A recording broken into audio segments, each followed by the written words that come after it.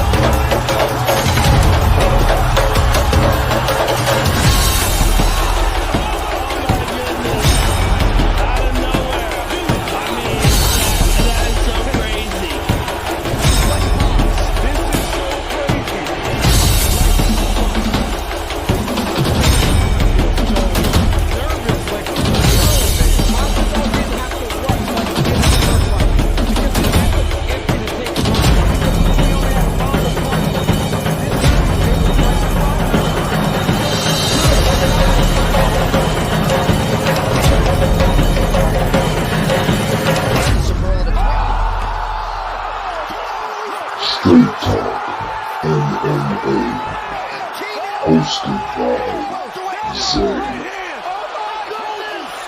Bonez, the MMA Brotherz.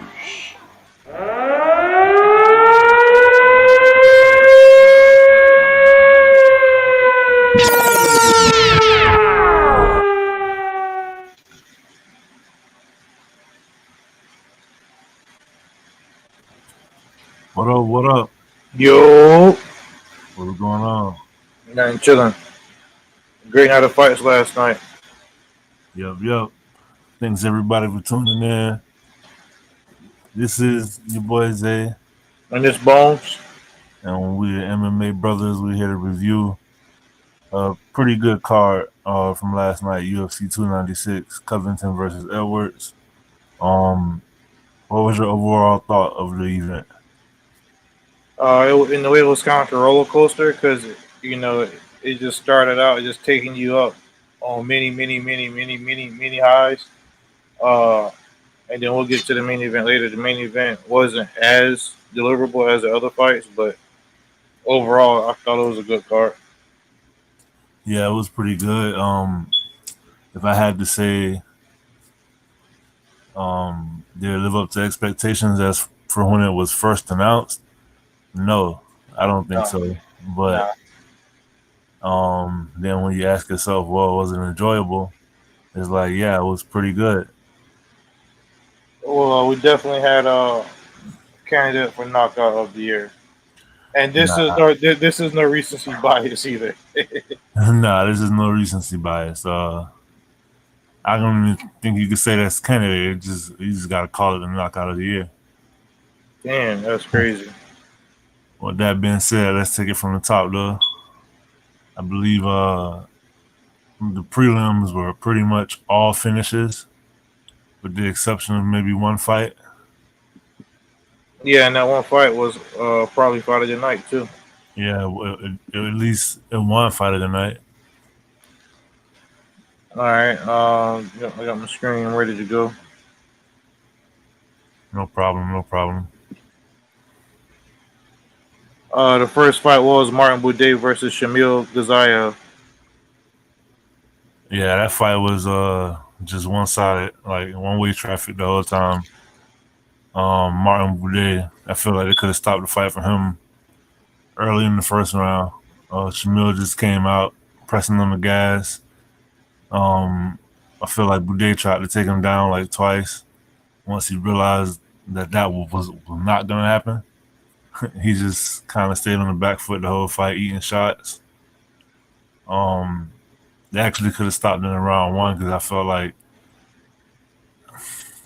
I don't know, it was one of those where soon into the fight you felt like, okay, it's just a matter of time before this happens. You get what I'm saying? Yeah. Um, yeah, to your point, Shamil, as soon as the fight started, he just pushed the pace and he just kept jabbing them and catching them with combos. And Budai had no answer for it at all. He just kept getting pushed back up against the cage, and he was just eating shots up against the cage. Round one ended, and round two, the same thing. It just kept happening. He had no defense for it, and his head was just hot, and he was just eating shots nonstop. So he was ranked number 15. Shamil definitely should take his ranking, and should be part of the UFC heavyweight top 15. I think take his ranking Yeah, from him. yeah, I think so too. Um, the next fight we had was Andre Touchy Fili versus Lucas Almeida. Second fight of the night. That was a pretty good fight. I feel like they was playing the leg kick game for a minute, back and forth, and Yeah, eventually I feel like Fili just started to find his timing and his range, and I think he caught Lucas stepping in with like a mean 1-2 combination that pretty much, I mean, it ended the fight. He dropped him quick when he fell down. He came and hit him with a couple more, but that was pretty yeah, much one-sided performance. It was round one, so it was quick. But at that point, I thought that was going to be the knockout of the night because the way he dropped him was like, it was pretty nasty. it Um, was, I, I was real happy for Andre Touchy Philly. He needed this W. I think it's been about maybe 2 or 3 years since he had a finish. His last fight he did lose. So he needed this win. And like Will said on the pre-show, even if he's an alpha male person, he don't fight like one. He just nah, he don't. he basically come out and just look to take your head off. He looked very focused in his fight. He kept saying before the fight that this is his UFC debut, and he was saying that because he's trying to this is like a rebirth for him. He's Yeah, trying to get like a second win on his career. So I really, really enjoyed seeing him get the dub in this fight. He caught him with a nasty combo, and the way he fell was pretty nasty. And he caught him with some follow-up shots. yeah. When he fell, it was one of those. I don't know. That's why I say sometimes refereeing is the hardest job because the way he fell, it would have been one of those. Oh, I'm gonna jump in quick, but I feel like he survived long Yeah, enough to show that that was the wrong decision. yeah, Um, Next up, we had Tagir Ukambelov. Wait, Ulambekov. I'm sorry, Tagir Ulambekov versus Cody Durden. Um, Ulambekov made this kind of look easy himself. As soon as the fight started, he came out pressuring Cody to the cage. Um, I remember them exchanging for a while, and I believe Cody Durden got rocked, yeah, and he dropped. You thought that was going to be the end of the fight, but obviously he wasn't looking for a way out because Ulanbekov got him in the choke, and I thought it was going to be over. But he actually survived it real good. Submission defense. They got back up on the feet, and then you could tell Cody was a little dejected. Um, Second round started, he came out trying to be a little more confident. He got his couple of shots in. One time in particular, I remember they were circling out, and Ulanbekov threw like an overhand, and he kind of parried it a little bit and hit him with a hook, and then it dropped him. Well, I'm not gonna say it dropped him; it buckled him. yeah, Cody Durden tried to rush in and got taken down again, and at that point, I feel like Ulanbekov broke him because he realized once he got back to the ground, it was really nothing he could do. yeah, yeah. I picked Cody with my heart in this fight. Um, I just knew he had like that dog in him, and he did display a lot of toughness in this fight. Yeah, he did. You know, because he got dropped pretty good in the first round, and in the second round he got rocked. And you could tell, like I wouldn't say he was looking for a way out, but man, that choke was just real nasty. Uh, he had no choice but to tap. But we'll see what's next with Ulan Bekov. He seemed to be pretty decent. Yeah, and it's like then Another one of Abdul Manap proteges. This Yeah. time in the flyweight division. Usually most of them are like upper, like middleweights or welterweights or lightweights. Yep. And so that was the end of the prelims, of the early prelims. I'm sorry. So off top we had 3 fights and 3 finishes. Yeah, so you came in into the regular prelims pretty hot and heavy, and it was on fire. I was real prompt. Yeah, me too. In the women's flyweight bout, top 10 contenders. Well, not top 15, I should say. Casey O'Neill was defeated by Ariane Lipsky. Method was submission. I thought she was gonna break that arm, bro. Yeah, me too. It was. They call her the queen of violence for no, they don't call her that for no reason. And she displayed it with her stand up and on her jiu-jitsu. Yeah. When we went over this fight, I was saying that I expected Ariane Lipsky to knock her out, and I thought it even could have been early, but not this early. And well, no, yeah, I thought it could have been earlier, to be honest with you. Like I was saying, ever since she's been training with Amanda Nunes, her striking has become on point. And I don't remember what it was she dropped her with, but throughout the whole round and a half, you can tell she was the more powerful fighter. You get what I'm saying? Yep. And she was more aggressive. That's one thing I do like about her style. She's kind of fun to watch. Casey O'Neill was able to fire off her own offense and connect at times, but it was clear that she lost the first round, in my opinion, and she got submitted in the second round. The submission was caused by strikes, though. That's how she put her in that position. She hurt her bad a couple of times, and the last time it sat her down. And looked like Ariane Lipsky showed patience in trying to decide whether to go for the TKO or the submission. Yeah. Because you know that she kept herself in position to where she could snatch both, and you kind of seen her like switching from one to the other. But she got the sub, and I don't mind seeing a lot of things, but I hate seeing the bone break from that specific. Like from the armbar. For me, it's real cringy because I've been put in that position plenty of times and stuff. So it's like I know that I feel like it. Yeah, man. Queen of Violence, Ariane Lipsky. This is arguably the biggest win of her career. Casey O'Neill, I believe she was ranked number 12, I think, or 13. Yeah, she was 12. Yeah, 12. And Ariane, she wasn't ranked at all, so she should definitely, I would say, get like a number 14 ranking or at least 15, but maybe 14 ranking.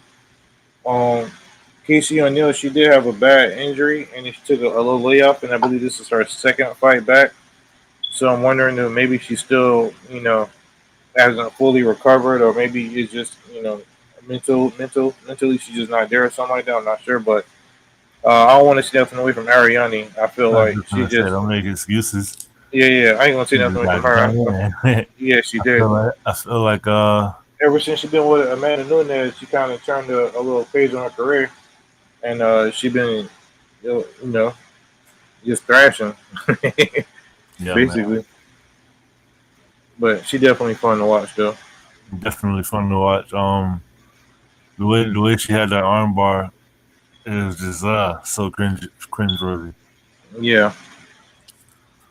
It's like I can see it every time I close my eyes. You know what it kind of reminded me of? Miesha Tate and Ronda Rousey. Yeah. But moving right along to a bantamweight bout between Nola Cody Garbrandt and Brian Boone Kelleher. I was extremely happy with the way this fight played out. Cody Garbrandt, first round TKO KO. He still remains to be one of the fastest strikers on the roster, I think, let alone in the division. And I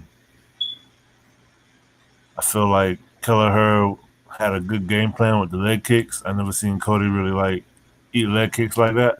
Oh my goodness! But his legs was messed up pretty bad, for his short as the fight was. Sure, it felt like an eternity for them.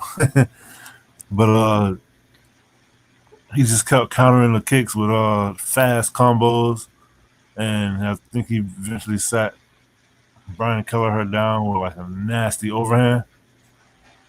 And the way Boom fell, he just turned over and he wasn't out, but he was done. Yeah. And you can see that quite obviously. He had a huge lump on his forehead. And Cody had a damn knot on his cow. It was Yeah, so nasty. Yeah, Boone Kelleher. When the fight first started, I'm like, yeah, he finna get knocked out. But then the way he was using them leg kicks, and yeah, Cody wasn't really checking him at all, and I was getting kind of worried. I'm like, all right, Cody, you're getting a little bit too stubborn. You know what I'm saying? By not checking the kicks, and I just felt like he was kind of he was being patient. This was a good Cody. He did rock him one time, and then he didn't get too overzealous. His head movement was good. His footwork was good. His speed was on point. He did say before this is his best camp since the fight, but I thought it was talk. But call Figueiredo next, and I'm definitely interested to see that fight. yeah. I'm definitely interested to see that fight too. I was kind of worried about Cody. Everybody worried about his chin. Mm-hmm. When the fight started, I saw too that I saw like his combinations for the most part, they were just too fast, and I saw the timing that he was using. I thought that was pretty cool. Like everybody wanted Cody to be patient, so he wouldn't rush in and turn it into a firefight, because usually that's where you get reckless and get clipped. But I thought he did a pretty good job of interrupting Brian Kelleher's kind of like his strike cadence with like a kind of offbeat timing of his own. You get what I'm saying? It's like Yeah, he try to catch Kelleher in the middle of not necessarily counter, but it's like as soon as you go, I go, but I get there first. because And obviously he's the quicker striker. yeah, and that was just, I don't know, I'm just amazed by that every time I see him fight. He didn't have the same footwork like he did at when he went against Dominic Cruz. But I don't think he really needed to use his Yeah, I was footwork just as gonna much say. though, because Boom he more so standing in your face, like a Right. baller. You feel me? So he didn't need to be as efficient and as technical with the footwork. He just needed to get there quicker. Yep, I definitely agree with that. And so that being said, it was really good to see him get a win. Hopefully, he can keep with the upward trajectory. Um, Next fight, we had a women's bantamweight bout. Oh man, this fight was all blood and guts. You had a former title contender, Irene Aldana, versus Carol Rosa. Bro, we were And, just talking about calf kicks and leg kicks. oh man, Yeah. Oh my goodness. I was very, very curious to see what Irene Adana would show up. And damn, man, I ain't gonna lie, she surprised me. I picked with my heart on this one. I picked Cara Rosa. I felt like Irene Adana would come out a little bit timid, from the Amanda Nunes loss and everything like that. But I was completely wrong. As soon as the fight started, she took the pace. She just kept jabbing and jabbing and jabbing, and she was getting her leg tore up, and she was not checking it at all. Like literally, I don't think she checked one of those leg kicks. And it was basically, I feel like her mindset was, I'm gonna just kind of like how Cody versus Kelleher. Her mindset was, I'm gonna just get there quicker and just keep punching you in the face and just beat you up, basically. Um, but her leg was so messed up, and I thought she was actually gonna lose the fight because I thought she was being too stubborn, and I thought that leg was just gonna tear her up. And a couple of times it did catch off balance and buckle her. But she showed a lot of toughness though, and I gained a lot of respect for her. Oh yeah, look at that picture. Oh yeah, I thought that was possibly a fracture orbital for sure. man, these two ladies just put on a violent, violent display. Look at that, and that's them in the hospital. Honestly, I felt like Irene Aldana made the fight harder than it had to be. Well, harder than it needed to be. I would say. I feel like she just kind of was reckless as far as defense and was just like, I'm gonna just empty the clip on you, and if I get hit, I get hit. Whatever. You get what I'm saying? Yeah, Trevor said that fight of the night, most definitely. Yeah, it was fight of the night.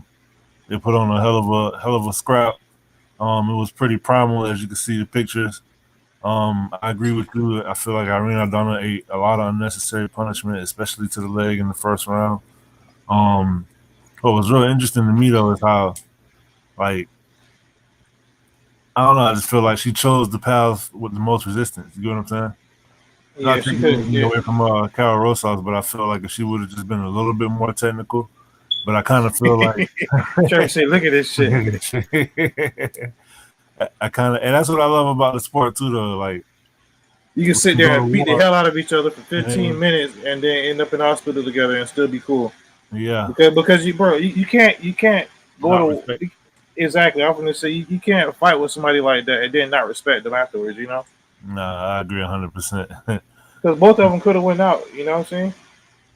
Man, And and are we not done? She didn't even fall from the leg kicks. My bad. Go ahead. no, you good.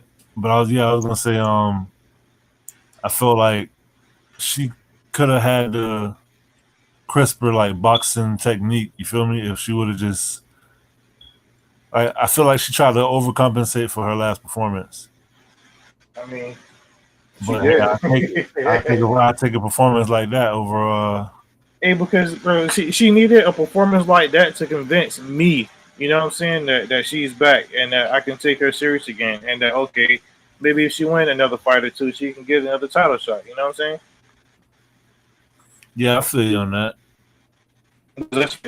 Amanda not coming back, so it's like this would be like a new Aldana. You know what I'm saying? Like a repackaged Aldana. And you probably just retired her just because you said the name Amanda. She was like, "Where? I quit."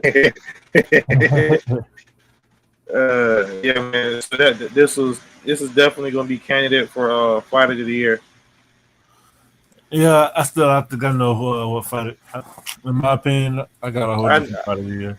I already know what fight you're gonna pick. I ain't gonna spoil it though. Um, Next up, we had a light heavyweight bout. This was the featured prelim.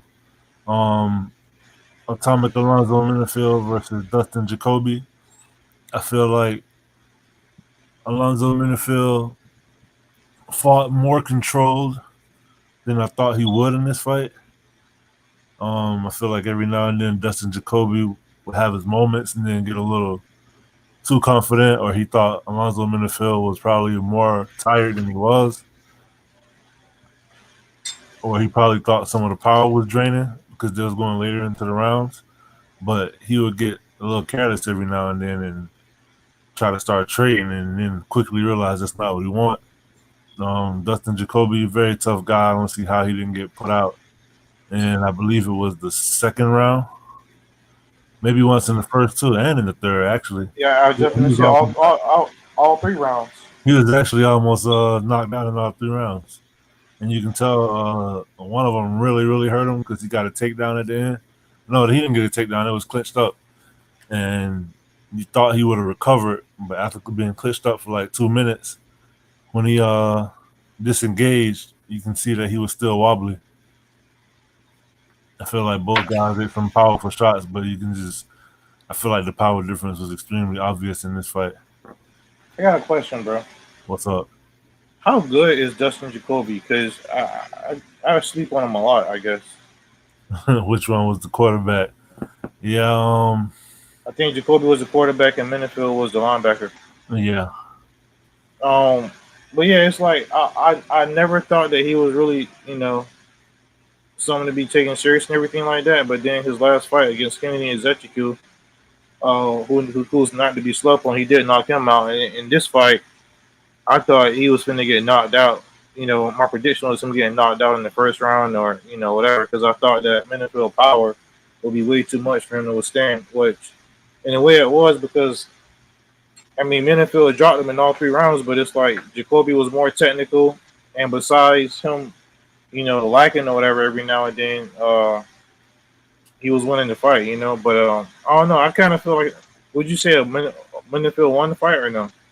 Yeah, I would say Minifield won, but I would say I that I, I it thought he won was because in the third round he dropped him pretty hard. He just couldn't finish him, which I was surprised too. Um, I definitely got more respect now for Jacoby because I thought he was going to get finished, and I didn't see him surviving this fight. yeah. With me, I just felt like I knew exactly his best uh, path to victory would be to use like technique and keep it at range, pop with the jab, and throw a lot of like volume, but not really nothing with a lot of power. You get what I'm saying? Because you don't want to Yeah. overextend yourself. But so it's one of those fights where he clearly lost every round that he was winning at one point. If that makes I don't sense. know, man. I definitely feel like Menifield should have got this. I want to call it a robbery, but Nah, it definitely wasn't a robbery. I feel like the right guy won, but what I'm saying is I can see how you can look at the fight like that and question yourself because Jacoby was having moments in every round. It's just, well, I put it this see, way: I when I they don't. hurt each other, I feel like Minifield just hurt him more. You get what I'm saying? Yeah, I don't think the right guy won. Though. I think Menifield should have won. He I mean, did. yeah. I mean, I think that Menifield should have slept him. I feel like he should have finished him, man. Like, oh no, I was real surprised. But I must say I thought Minifield won. No, I meant to say I thought he should have slept him. Oh, okay. Um. Oh man. Up next, we had a really scary moment. Josh Emmett. I mean, separated Bryce Mitchell from. I mean, he sent him to the shadow realm. Let's just be honest. I kind of knew that fight was going to play out that way. I felt like if Bryce Mitchell had a chance, it would be on the ground, but I said I thought that might cancel out, and if they were on the feet, I could see Josh Emmett knocking him out. And he knocked him out. Devastating power. It was a mean overhand, and I don't know. Hopefully, they say Bryce Mitchell is okay. We had a real scary moment. He actually had a seizure in the octagon after he got knocked out. And it was one of those knockouts where as soon as he was hit, you could tell he was out before he hit the ground. Like he just shut his lights completely off. Oh man, It was pretty scary. You see people started getting concerned, like you see not Joe Rogan, but Herb Dean's face. yeah, And just gotta look at DC in the background on this picture on the bottom right. yeah. Yeah, it was one of those oh my god moments. Like it's nastiest knockout ever. Bro, this is gonna go in the UFC annals and the UFC archives, the UFC history books. Like they're gonna show this when the fight, from 2024 on, whenever they do like the opening or whatever, they're gonna definitely show this, in a little video package. You know what I mean? Yeah. Um, this fight really hurt, man, because I picked Nasty. Yeah, Rogan was pissed they had him standing up, and Trevor said he should have to sit out for 6 months, definitely. Yeah, at least. Yeah, when he was leaving the octagon, they had him trying to walk out. Really, they should have stretched him out or something like that with a knockout that devastating. Yeah, Um, you could it tell was he never had his legs about him either. it was crazy because I was watching it on my phone outside. This fight in particular, and then as soon as Bryce Mitchell ducked down and Emmett threw that punch, like the second he landed, my phone just froze, and I was like, "Oh shit!" And then when it came back, I just see them. We were just sleeping. I'm like, "Oh man!" Like, bro, oh that really hurt me, man. Um, the way he folded him, and it was like instant too. He was just stiff, and then he just started shaking and had a seizure. And man, since this is the nastiest knockout I've seen since Bisbing and Ever. Hendo, No, since ever. bro. Never been a nasty. No, yeah, that was bad through Because the Bisbee was convulsing too. Yeah, I know. Not as much, but man, this was Yeah, bad, man. hey, and you know you can see it on his face. Dana was scared as shit. Yeah. Dana was terrified. He was like, "This might be the first body in the octagon." I don't know. Man, that Not was to really so laugh bad. at it, but I'm not gonna lie. It was kind of funny the way you see Dana was looking. Man, I don't even want to talk about where Bryce Spencer goes from here. Nah, me either. Man. I just hope you get better and recover. Um, man, I really hated seeing this, man. Because number one, I'm not a fan of Josh Emmett, so it's one of those moments in MMA where you have a fighter you're not a fan of against a fighter you're a huge fan of, and then something like this happens, and it's like, damn, in my Farouk voice, you know. Yeah, yeah, Uh, that Hendo KO was sick because he followed up with two other punches. Yeah, yeah. He did. This was no follow up needed. I just feel like sometimes the walk off be like just as cool, if not cooler. Like man, like all of that um, was from one punch. You get what I'm saying? Just all right, so bro, devastating power. obviously, Volkanovski is the champion of this division. Then you got Max Holloway, Yair Rodriguez, who already beat Emmett, Brian Ortega. He hasn't fought in a while. That'd be a good fight. Yeah, Arnold it was Allen, good. Arnold Allen has a fight coming up. Taporia has a fight coming up. Emmett is ranked number 6. Calvin Cater. I mean, he could fight Giga again. That's who he was supposed to fight in the first place. Right? So I would like to see him either fight Giga or Ortega. But I feel like because of this knockout, he should be awarded with a bigger name than somebody higher ranked than him. So So let me ask you a question. Do you think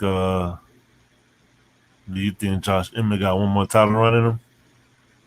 nah, I don't know if I think that either. no. But It kind of leave him up there for a high ranked opponent to like. So I mean, just because of that, I feel like hey, he get like a couple of like two more of those against people who he should be fighting, and kind of put him in yeah, the conversation. If it was any other division, I would say possibly, right. but nah, not in this division. Oh man, Um, Next up, we got right to it. Tony El Kukui Ferguson versus Patty the Batty Pimblett, and I would like to be able to look back on this fight and say that, oh, when I saw Tony's last fight, you get what I'm saying? yeah, That's how I would like this fight to be remembered as Tony's last fight. Um, he looked good at times, and he definitely could have got a finish in the third round. I feel like the first round he was just a little bit slower. He was still catching Patty on the feet because Patty, he came out in a different stance. First of all, let's talk about how he actually did channel his inner Uriah Faber. I know Trevor was saying he looked like Uriah, but he came out with the braids, yeah. like And straight California kid. he was also a lot bigger than Tony too. Yeah, and then his stance was different. He was just a different version of Patty Pimblett. I expected him to try to shoot and take the fight to the ground soon. It never really happened like that. They did end up on the ground from some scrambles and whatnot. But Patty, one thing I will say, and you can kind of see it here, when he gets hit or when he has offense coming his way, in the attempt to try to like lean back, he ended up putting his chin straight up in the air. You get what I'm saying? Oh yeah, When that happens and he get hit, it's like he usually tend to bring it up more in the air every time he get hit as he trying to evade punches and whatnot. So Tony was definitely clipping him on the chin. I feel like the Tony of old probably finishes him, but sometimes get overcommit. Eric Tate, Kobe did a lose and he's still the president. All right. Shout out to Yeah, Eric. Hey, make sure you hit that like and subscribe button. but yeah, man, I felt like Tony He just looks slow. His jiu-jitsu, like I said yesterday, I think it's not where it used to be. Patty did look like he got gassed again in the third round. And I feel like if Tony Ferguson was the Tony Ferguson from probably even 2 years ago, he would have finished him. Yeah. So, I mean, I don't really know what to say about Patty. I feel like, yeah, he did make some improvements. I definitely can't see him winning like a 5-round fight against somebody who got a little gas tank. Yeah, he definitely did. Tony ran out of gas. Oh, no, yeah, Patty ran out of gas. I feel like Tony ran out of gas on the career, but Patty he definitely gassed out. And that's the second time in a row we saw him gas out in a 3-round fight. So, I'm still not buying the hype. I'm just not buying the hype. Bro, I just got one thing to say, bro. There's only one Patty the Batty. Hey, shout out to Patty, man. This was the biggest one in his career. He came out. He was a lot bigger than Tony, like I said before. You know, I was proud at, you know, the way he looked throughout this fight. But the one big red flag on him is that gas tank, man. And like you said, bro, he gassed out in the third round. And I ain't gonna lie, it definitely had me worried. And I thought El Kukui was gonna pull one out the bag, you know. But that's he the was one thing to you, his gas tank. Well, his gas tank and the way he leave his head up. But I feel like his gas tank, like coaching, can they can kind of coach, you know, him as far as leaving his setup and stuff like that. But that gas tank, you know, that's something he just got to work on. That's not something that can be coached as easily. Not saying it can't be, but that's something that's more mental, and you know, he just got to train harder or run, whatever he got to do, you know. But and to his credit, I will give him this. Like I said, he was a different version of himself. He's known for keeping that chin up, but usually it's just up. I feel like in this fight, you can tell he was making a conscious decision, like conscious effort to like try to keep it down and keep a hand in front of it. But I feel like, whereas you could tell that he's trying to make a conscious effort, it should be like a little more natural to him. Natural, yeah, exactly. I'm just saying though, man, he won 4 fights in the UFC, and I feel like it's about time for him to get a ranked opponent, you know. And number 15, you got old Drew Dober who could take his head off. That'd be an interesting fight. They wouldn't do that. What about Bobby Green at 14? They might possibly do that. Probably not. I think even Bobby Green beat him. Renato Moicano? You don't think he could beat Renato Moicano? I don't know. Like, I just feel like when it comes to like anybody in the top 15, I gotta see it. You know what I'm saying? Yeah, I gotta see it. So do you think he should not get a top 15 opponent then? Nah, yeah, he definitely should, and then that way I know. All right, so Bobby. Don't get me wrong. I'm not saying those matches you calling out are bad fights. What I'm saying is, bro, he can fight. He can fight. Nobody you're naming in the top 15, I feel like Patty can beat. I feel like he could beat Drew Dober because Drew Dober. You feel like he could beat anybody, huh? You feel like he could beat anybody.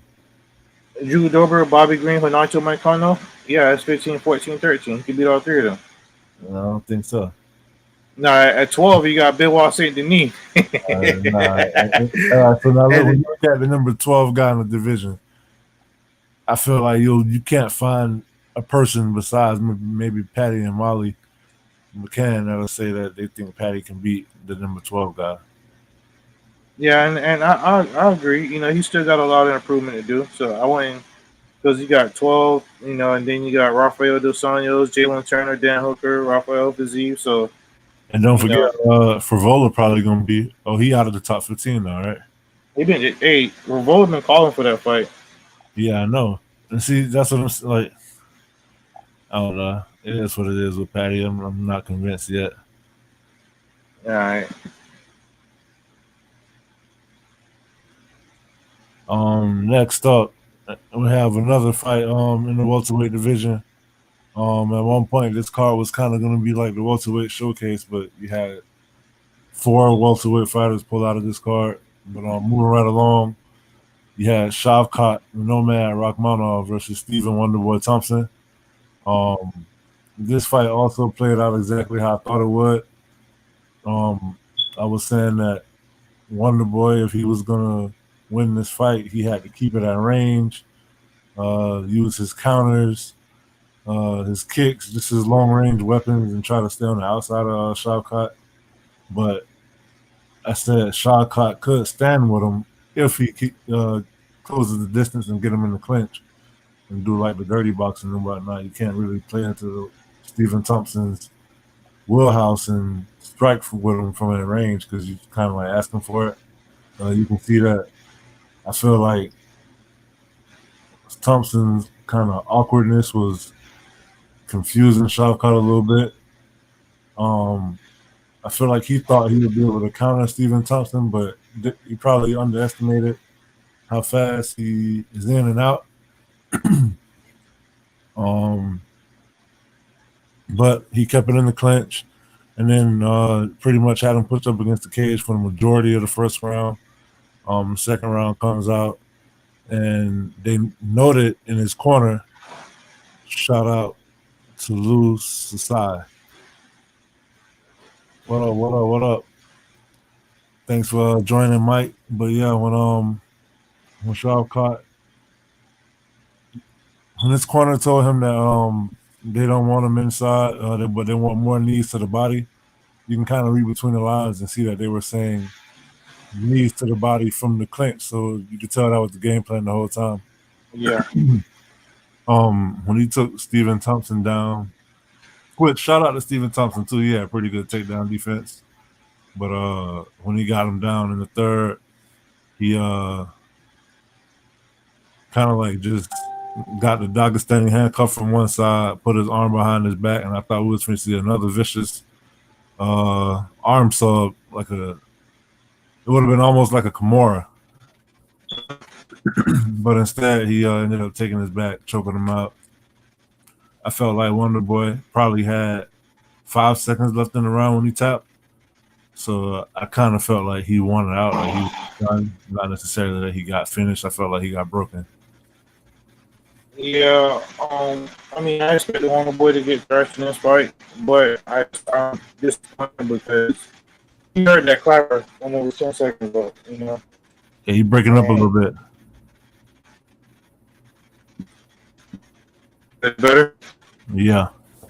Yeah, I was saying he heard the clapper, that 10-second clapper, he heard that clapper, and he submitted, you know what I'm saying? So he quit, you know. Ain't no other way to put it, and I was disappointed in seeing that, but you know, I'm a big fan of Shavkat, and I think he's gonna be a future welterweight champion. Yeah, I'm noticing the recurring theme at this point in the night where you got the older OG vets all being taken out by the young up-and-comers. Or in Shavkat's place, I would say he was more than an up-and-comer. Hey, I feel like if this was a year ago, I feel like they would be trying to skip past Bilal Muhammad to give Shavkat the title shot. Yeah, they can't. They can't, no, though. Nah, they can't do it now, which is a good thing. Yeah, Bilal should be fighting Leon Edwards, and then Shavkat should fight Kobe. Or Shavkat should fight Usman.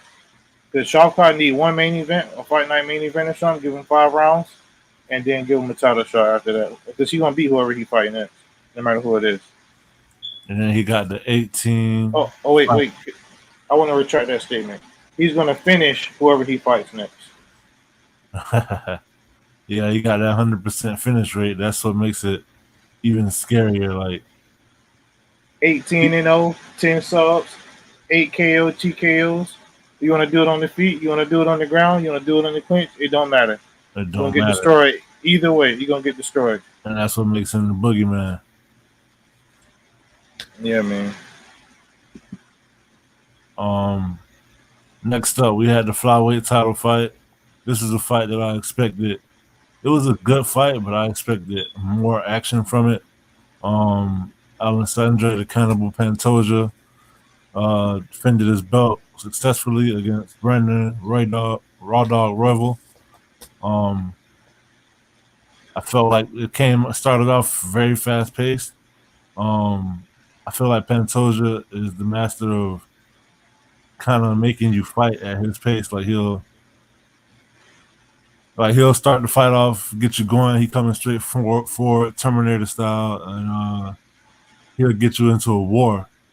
And then in the middle of that war, when he create a lot of chaos, he'll take you down and then like slow the fight down and like just seem like he catches breath or something. I don't know. It's weird.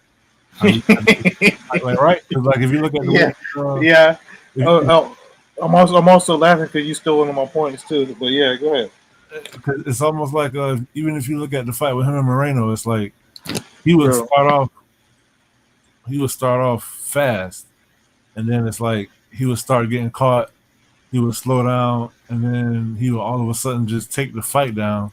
And then once it gets to the floor, he's not really doing much damage, but he accumulates control time, and then it's like once he got enough, or it's like by the time you get back up, it's like he's re-energized. Like you see him look like he gassed at multiple points during the fight, but then he always get a takedown, and I feel like you stop expecting the takedown because he lulls you into a sense of we just finna brawl it out. You get what I'm saying? He's like a technician. He's a true mixed martial artist. Every essential like aspect of the word mixed martial arts. You know what I'm saying? Because he's good standing up. He's good on the ground.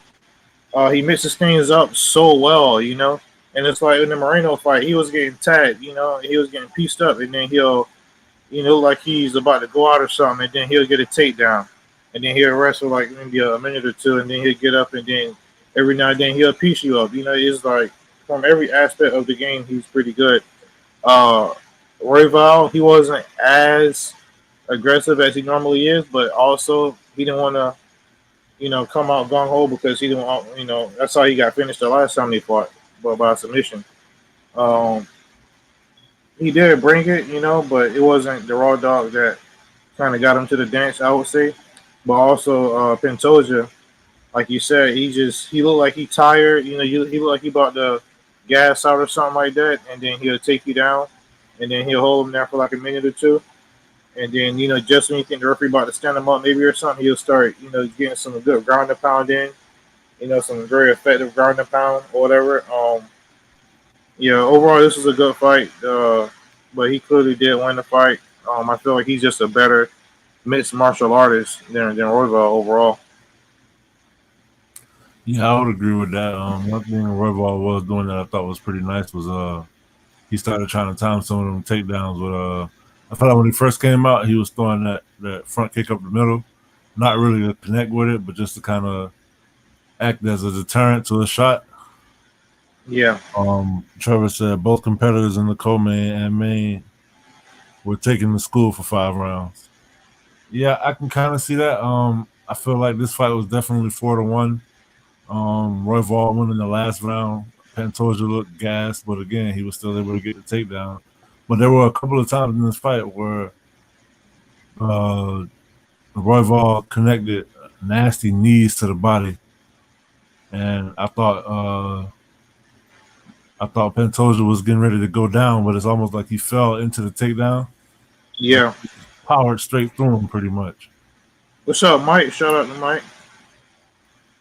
What up, Mike? Who, honestly, to keep it real, he's pretty much always right for real. I ain't gonna lie.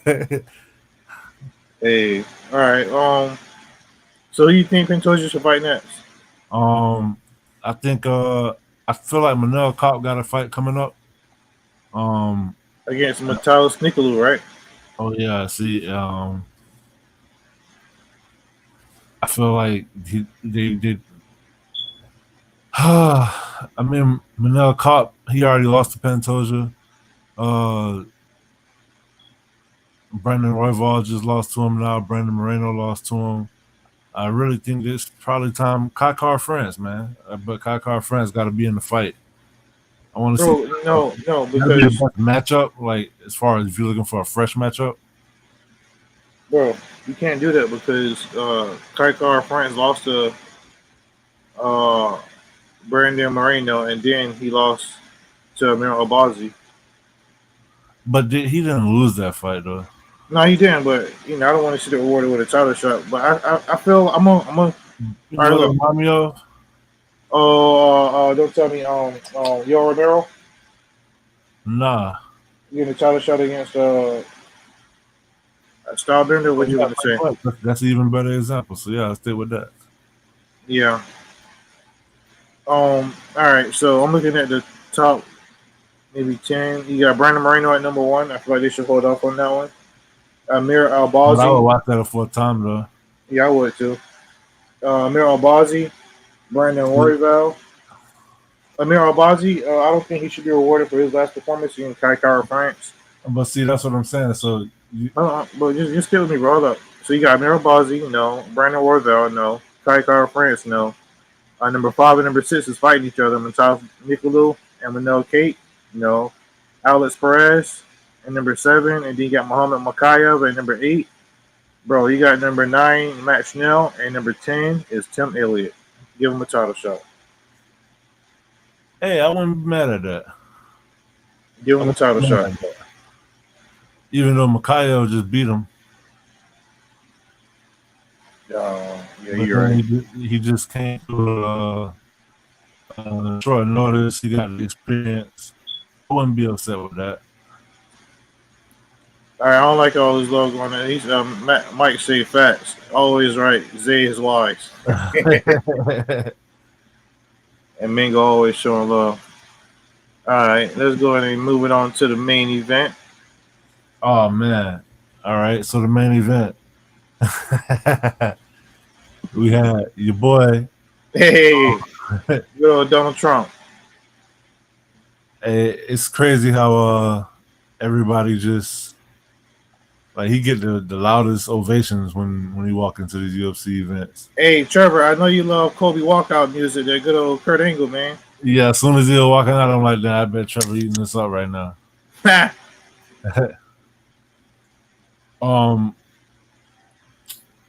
Hey, by the way, speaking of walkouts, I feel like Brandon Royval and Alessandro Pantoja, they had 2 of the best walkouts for one fight. Yeah. Royval, his nickname is Raw Dog, so he came out to that ODB. Ooh, baby, I like it raw. That was real good. And then what the Pantoja came up on? He always come out mini-man, yeah. So that was the best thing he did all fight. You're not wrong about that, Trevor. And it's crazy to me. I started saying it from the opening bell, and I feel like Joe Rogan picked up off him. Like he said the same thing I was saying. You never see Kobe fight like that ever. So it tells me that either A, he underestimated Leon Edwards. They say he fell asleep on this fight. Yeah, it was a snooze fest. I feel like Kobe Covington just didn't fight the way Kobe Covington fights. He was not forward pressure. He's just a completely different fighter. And so I felt like that probably threw Leon off a little bit too. Yeah. Kobe was not chaos in this fight. This was not the Robbie Lawler Kobe Covington. This was not the RDA Kobe Covington. This is not the Jorge Masvidal Kobe Covington that we accustomed to seeing. I don't know what it was. Rogan gave him an out when he asked him. He was like, "Oh, we're not used to seeing this kind of performance for you. What do you think it was? Do you think it was ring rust?" And I wish Rogan wouldn't even offer him that and would have let him just say what it was. You know what I'm saying? Yeah. Because he immediately took that out and was like, yeah, it's ring rust, da da da da da. And it's like, come on, bro. Like, you talk so much trash. You know what I'm saying? Like, okay, the difference between Kobe Covington and Irene Aldana and her performance against Amanda Nunes was that she didn't talk all this trash. You know what I'm saying? Yeah, pretty much. and she didn't have all this expectation to have the president to come out and watch her fight with Kid Rock and all that kind of stuff. You know, uh, Kobe, this was an embarrassment. You know what I'm saying? You know, he's supposed to be your president and stuff like that, and this is the kind of performance you put on in front of him in the front row. Him and Tony Ferguson both. Yeah, man, it's just I don't know. I was real disappointed in Kobe. I'm happy he lost because I wanted Leon to win. Yeah, me too. You know, at the same time, I do feel like Leon could have maybe did a little bit more, but I'm not gonna hold that against him at all because he got the belt and he kept his belt. You know, and if you're the challenger, here you go with the BS. No, I'm not. Well, no, I'm not gonna say, oh, you know, you got to beat the champ kind of thing. But at the same time, if you're the challenger, you got to take the belt from him though. At the same time, you know what I'm saying? Because he did nothing to show that he wanted that belt. To be the champion, all you have to do is win one more round than the other guy. Yeah, and he won no rounds. Yeah, he won no rounds at all. But I just hate that saying when people be like, "Oh, like he won that fight, but not enough to beat the champ." But it's like, nah, either you won it. No. I'm not a fan of that one either. You know, yeah, either you won or lost. But in the first round, I don't think Kobe shot for a takedown. I think in the second round he shot for one, and it was no. I think in the first round he shot for a very lazy. Yeah, that's days ago. Yeah, extremely lazy takedown, and in the second round he maybe shot for one, and then in the third round, second round he kind of fell into one. Remember? Okay. But it's like once he saw it was there, he just snatched him from up off the wall and put him down. And then when Leon, go ahead. In the third round, he got Leon up against the cage, and he was doing the little clinch work and trying to get the over under and get him to take him down. And Leon flipped it, and Leon took him down. And I bet when that happened, that destroyed Kobe right there. Yeah, that right there took every fight, took all his wool out of him. That right there was it. And Trevor say facts. I watched GSP lay and pray for years because no one would bring the fight to him. You got to take the belt from the champ. Yeah, and that's my point. Like if you went on the scorecards, you deserve to, win, obviously. Right. But I'm saying, if I'm coming into a fight and I know that I'm the challenger, I have to make sure that I at least bring it and attempt to bring it. Yeah. And then Kobe after the fight talking about, I don't have a scratch on my face. Your nose is bleeding right now, like as you're in the camera talking. So it made no sense. And he got cut on the cheek in the first round. It wasn't big or nothing, but it was definitely like it's something there, a little bit of blood. But and then my bad, but hold on, I want to make his last point. The whole Marco crowd, they were booing him for his performance, and then he turned on the crowd. I'm not going to say what he said because I don't want to get Trevor in trouble, but he turned on the crowd, you know what I'm saying? And cussed the crowd out. So it's like, damn, man. People who just came to pay to watch you fight, the people who just bought the pay-per-views. And bro, let's be honest, we know them UFC tickets ain't cheap. Nah, definitely not. So I don't know if you can see it, but right above Leon's left elbow, you can see the nasty bruise that was on Kobe Covington's leg. I'm not gonna lie. Immediately when I saw that, the MAGA crowd was on one last night for real. But that's because that's how Kobe promoted himself. He attaches himself to them, and so then people be like, "Oh, when you don't like Kobe, they try to make it like it's a politic thing." But it's like, nah, it's just I don't like Kobe. He take it too far. He talked too much to, especially put out this performance. It's almost like, damn, was that just a good job? It made me wonder if he actually came in with an injury or something. I know no fighter is ever 100%. I don't want to take nothing away from Leon Edwards, but definitely I could have seen them trying to fast track Shavkat, but they have to give it to Bilal Muhammad now. Your boy, your favorite fighter. Yeah, and I feel like Leon and him fought already. It was no contest due to accidental eye poke. They had to stop the fight in the first round, but I feel like Leon was running away with that fight. Will it be the same? I mean, you never know. Wait, you said Leon was running away in that fight? Yeah, he was running away with the fight. Oh yeah, running away with the fight. I thought you said he was running away from Bilal in that fight. I'm like, no. Hey, look, hey, all right. So people want to bring up the whole eye poke situation and stuff like that. And granted, that did happen, and that caused a no contest in the fight. But he caught him with a nasty head kick too, and stumbled him a little bit. Yeah.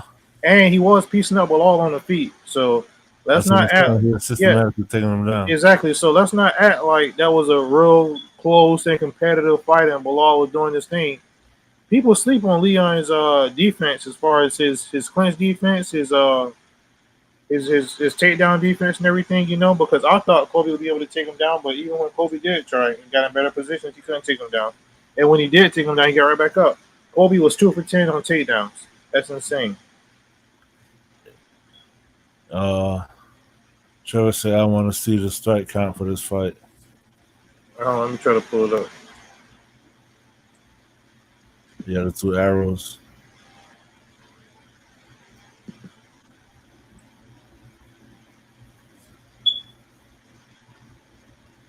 Yeah, it was pretty much one-way traffic. I feel like Kobe tried to fight. The moment I saw him going backwards, I was like, man, this is not how Kobe fights. Like, I've never seen him going backwards so much.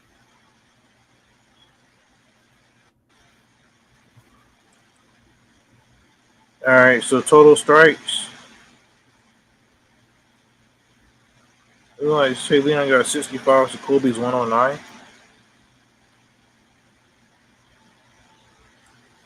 Nah, that got to be the other way around.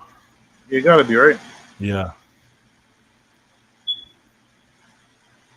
I can't even. I say if Kobe landed 65 strikes, probably like a good percentage of them were leg kicks. To like, even when he tried to push him up against the cage in the clinch, which was very few and often. I mean, very few and far between. Kobe was able to like spin him around. It's just he kind of outmuscled him. I feel like maybe Kobe might be. I feel like he might be done, though. I remember I said yesterday he never fought.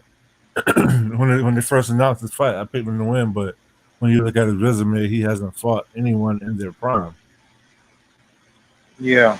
And so I felt like this was going to be the toughest opponent he ever faced, like when it comes to the timing of him facing him. And, well, besides Kamaru Usman, and he lost both of those fights, too. Yep. So.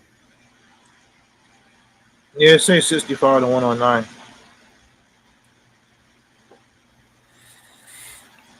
And Joe Rogan kept saying it too, how Kobe didn't look the same. It was very disappointing. You know what it kind of felt like? It kind of felt like TJ Dillashaw in the fight against Aljamain Sterling. Yeah, kind of. Like it makes me wonder.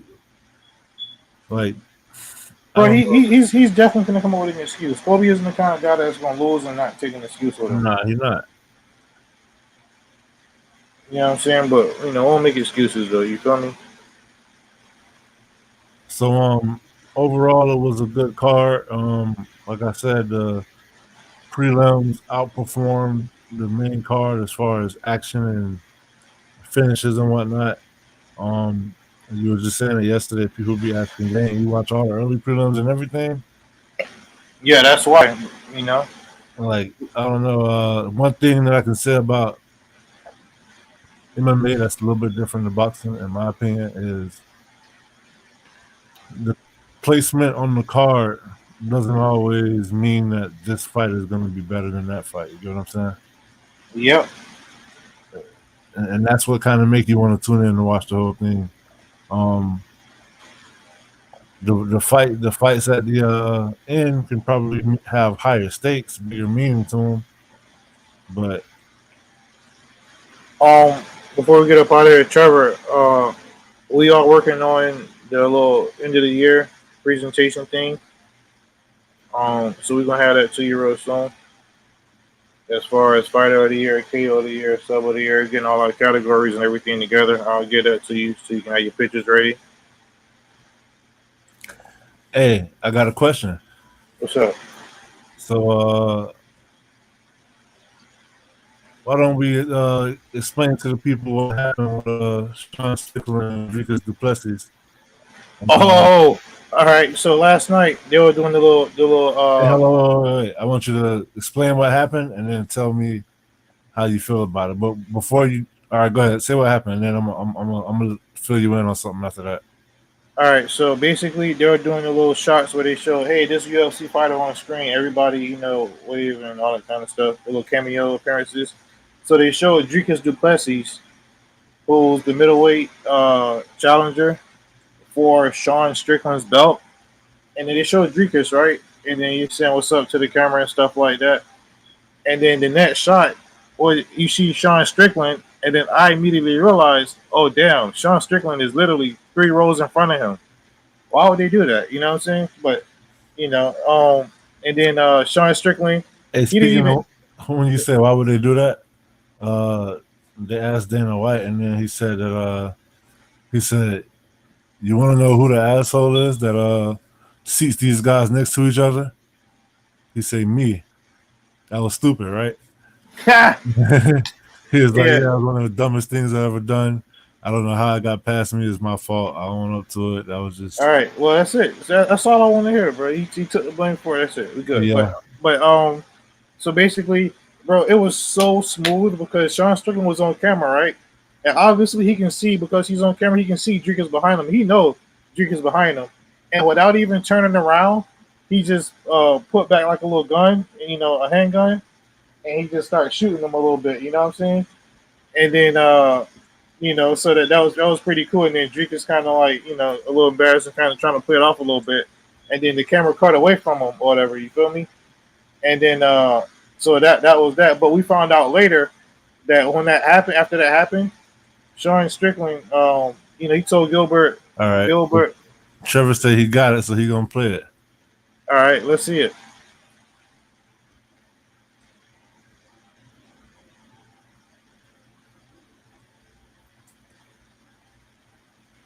Keep in mind, these two guys are fighting January 20th for the welterweight Birthday title. card. Let's go.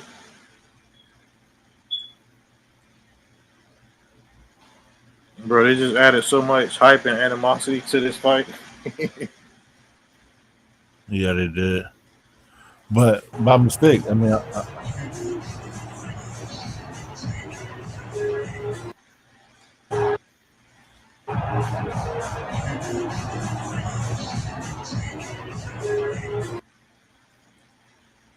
yeah, you couldn't catch it from the beginning, but basically, Sean Strickland turned around and it was these kids sitting in between them, and he looked at them and was just like telling them to like move to the side a little bit, like please just move to the side a little bit.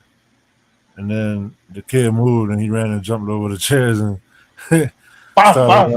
He caught him with like a good, probably like a good 4 or 5 piece, man. Yeah, he did. Yeah, that was pretty cool. Yeah, and they said that they escorted Sean Strickland out, and then they asked him. They were trying to calm him down, and then I guess he ended up leaving. Bro, the thing I'll have issue with is let's not make a big deal out of this. All right, like these are 2 professional fighters, and they were in close proximity, and they fought. Okay, so I don't understand. Like neither one of them should have any kind of penalty. Nothing should happen to them. Sean Strickland got escorted from the building, and that should be the end of this whole situation. Dana owned up to it. Nothing should come from it, and that's it. Two fighters fought. And it wasn't in a professional setting, but they fought. You know what I'm saying? So it's not that big of a deal, and it just add more animosity and more hype to the fight. That's it. Yeah, but I mean, I'm pretty sure he would have much rather for that to not happen because, of course not. But it happened. It is what it is. People sitting next to him, like anybody could have got hurt, whatever the case may be. So I mean, but bro, Sean Strickland was a complete gentleman and asked the kids to move out of the way to make sure he did not harm the kids. So I got no issue with it. Yeah, but once you start a fight, like you can't say who's not gonna get harmed. You feel me? Yeah, but he was escorted to the back and everything all good. Yeah, and don't get me wrong. I'm not saying that I feel like you feel. Hey, I mean, that's what we're here for, right? I mean, but I mean, at a certain point, I don't know. It was just kind of weird, man. Like I can see Dana's point as far as I mean, it's definitely not good that it happened. No, it ain't good at all. It's I not. did like the fact that he owned up to that and was just like, "Yeah, I made a mistake. That was done by me." And you could tell he didn't. But you know what? I did notice at the press conference. What? He came out and then he said, "So we have performance of the night goes to these 4 fighters. We had this fight of the night and whatever. Also, I got a couple of announcements I need to make. In Miami, we have." And then he ran down some of the fights on the card from Miami. But it's crazy how I thought he was going to say, I got a report on Bryce Mitchell. But he came out like talking about the gate. It's like, I don't know, it was crazy. It wasn't a good look. I don't think he sincerely felt like bump all that money, but Yeah. and then somebody had to ask him about Bryce Mitchell, and then he kind of, you could tell by the look on his face that he realized how it sounded. Yeah. I thought that was kind of interesting. All right. But hey, I want y'all to definitely tune in later on today. We got Dolphins deep dive. We're gonna go over the games for the day and around the league. That's at 4:25, and then we got Men Talk Monday at 5:45 every Monday. And we definitely will be hitting y'all up with some kind of end of the year show, like as far as fight of the night. Fight of the year, knockout of the years, stuff like that. We still working out the kinks. Yeah, and hope y'all enjoy our football Sunday for sure. Man, sorry, bro. I know. I know last night went good for you. Sorry, but let's go Bucks. We going to Lambeau today. Let's go Bucks. I think they're gonna mess around and get my boy fired, man.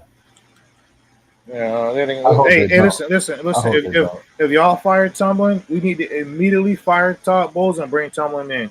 I will personally drive to Pittsburgh, and I will drive Tomlin back down to Tampa. And I'll come pick him up and take him back. No, you won't. Hey, y'all enjoy y'all football Sunday. Let's go Bucks. Let's go. Take it easy. Peace. Peace.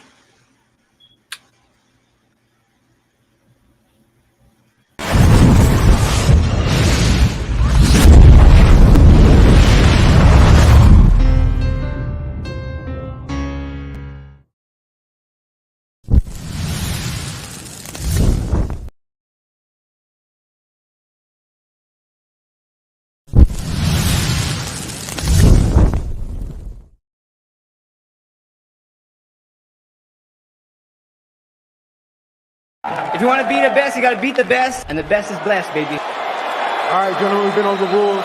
Protect yourself at all times. Follow my instructions. Keep it clean. Touch gloves if you wish. Let's do it.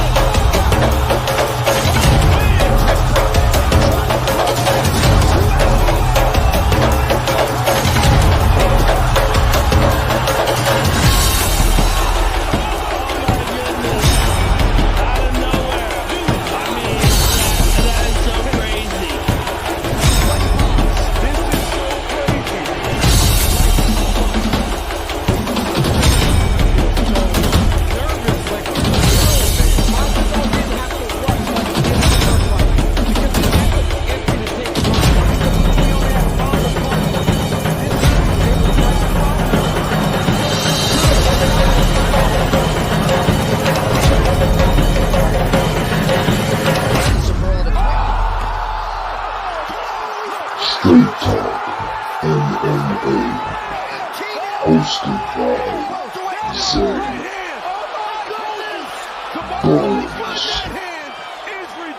The MMA